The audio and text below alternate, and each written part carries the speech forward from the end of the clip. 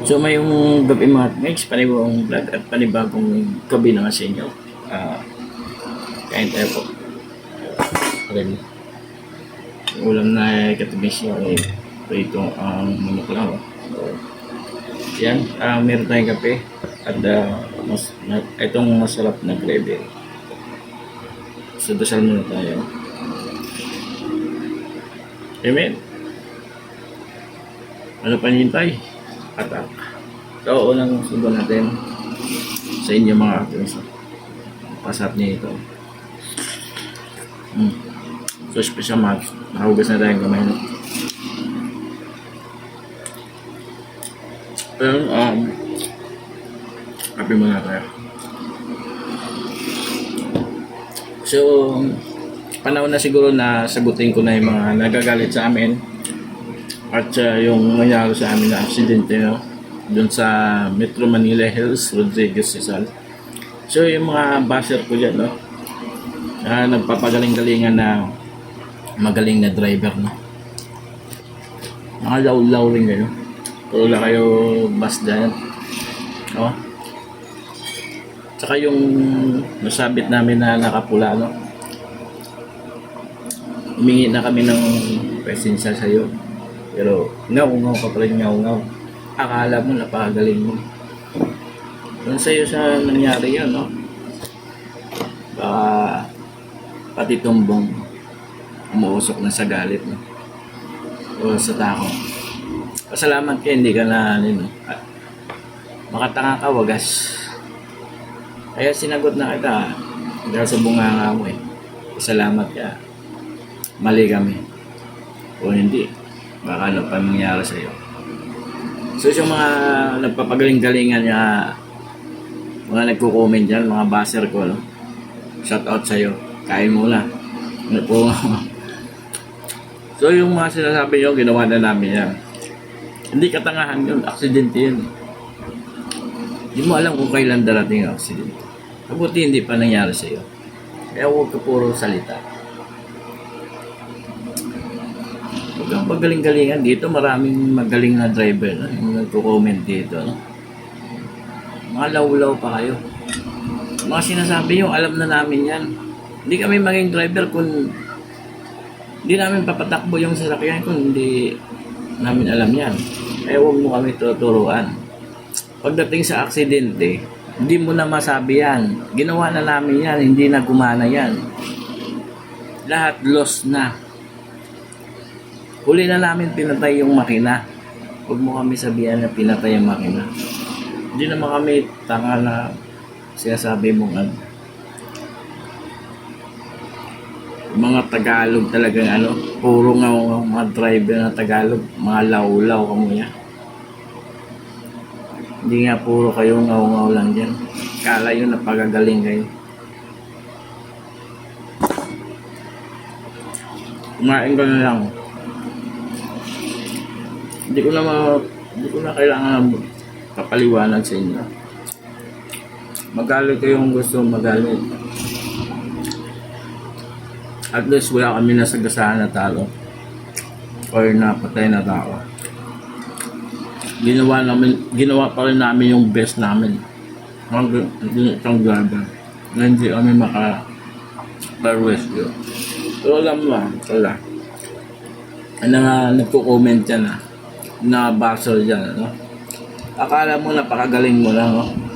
Baka pagdating sa ganung sitwasyon, baka hindi mo na masinasabi na ilipat mo sa lugar, sa ganyan, handbrake. Ginawa na namin yan yung handbrake, eh. Ha? Hindi mo alam yung expander, electronic handbrake yun, mga tol. Was bottom, ha? Baka di ka pa nakahawak ng expander, ha? Kasi ako, dami ko na nahawakan ng sasakyan. Nakita nyo naman sa post ko, eh. Hilux, ano pa yun? Ford, Hilux Mitsubishi, no? So, ayan. Hawakan na natin yan. Puro automatic yan. Baka sinasabi nyo na puro manual lang nahawakan ko. Puro manual. Loko-loko, ang dami ko na hawakan na automatic na sasakyan. Nakita nyo sa post ko, no? Puro automatic yun, yung Ford. Saka yung Hilux. Automatic yun. Alam mo ha, bibintuhan ko kayo ha. Oo, mamaya ko nakainin itong car. Kasi nagiliti ako dito sa mga buzzer, no? Alam mo, napakagaling mag-drive ng sasakyan. Nung pumunta kami nung mahal na araw sa Quezon Province. Alam mo, napakalayo yun. Ha? Wala siyang nangyari sa amin. Kaya huwag kang mag-push ka muna dyan, tol. Hindi mo alam kung kailan darating yung aksidente, no? Kahit anong galing mo, anong perfecto ka pang drive. Walang perfectong driver pag dating sa ganung sitwasyon, tol. Ikaw kaya mawalan ng preno sa pahon, palusong, tirik na tirik. Ha? Ginawa na namin yun eh. Ginawa na namin yung automatic handbrake. Yung sinasabi niya, lilipat sa luki, ganyan, gear, gear mo dyan. Ginawa na namin yan. Eh, hindi gumana. Ano magawa pa ng driver? Makatanga kayo, agas. Magkape ka na kaya, no? Hindi ko alam kung marunong mag-drive itong mga loko-loko na to, no? Sumama ka sa akin. Papadrivein kita. Ha?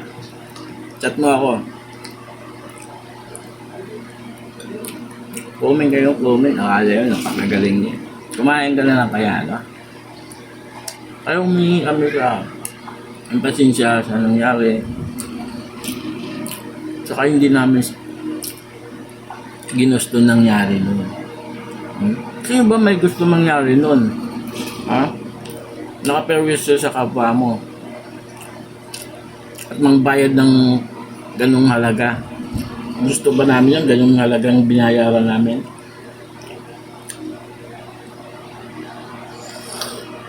Ang ganda yung mag-comment, eh, no?